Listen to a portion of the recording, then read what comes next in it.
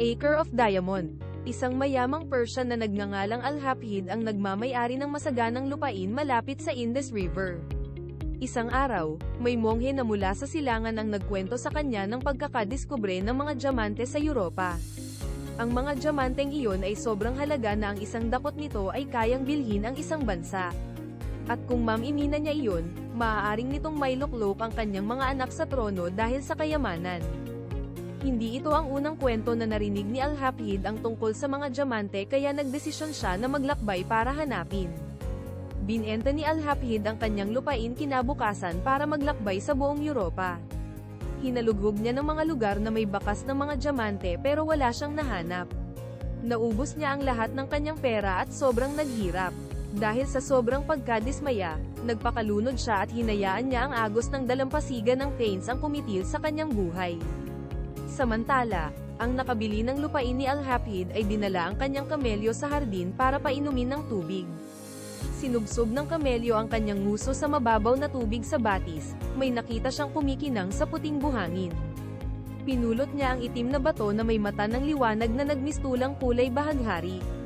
Ang bagong nagmamay-ari ng lupain ay dinampot ang bato at inuwi sa kanyang bahay. Nilagay niya ito sa mantle at lumabas, hanggat sa kinalimutan niya na ito. Makalipas ang ilang araw, ang parehong monghe ay bumisita sa tagapagmana ni Al-Hafid.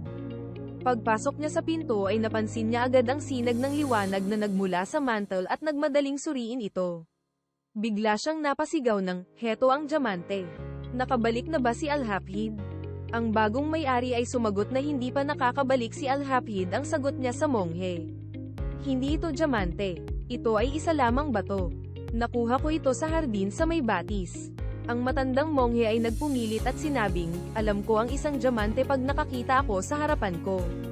Nagsama sila papuntang hardin at hinawi ang puting buhangin sa batis gamit ang kanilang mga palad.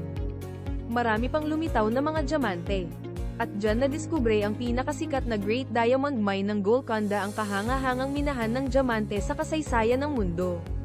Ang Koh-i-Noor ng Inglaterra at Orlov ng Russia ay ilan lamang sa mga pinakamahal at pinakasikat na diamante na kilalang-kilala sa buong mundo ay nagmula sa minahang ito.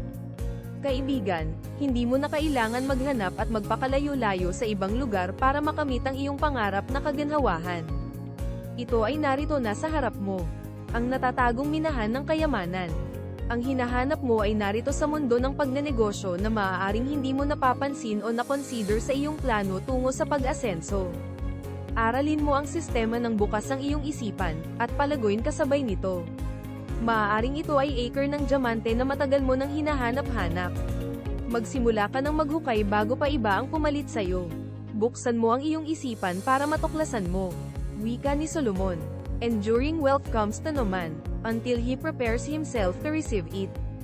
Kung nagustuhan mo ang excerpts of the day, paki-share na lang ang video sa iyong mga partners para marami pang matuto, makisaya at ma-enhance ang business strategy na magagamit sa pinapalaki nating mga negosyo. Huwag kalimutang tadyakan ang follow at subscribe button ng ating page o account, baka di mo na kami makita ulit. Suntukin mo na rin ang notification bell para isa ka sa pinakaunang makapanood ng mga motivational videos. See you on the other side.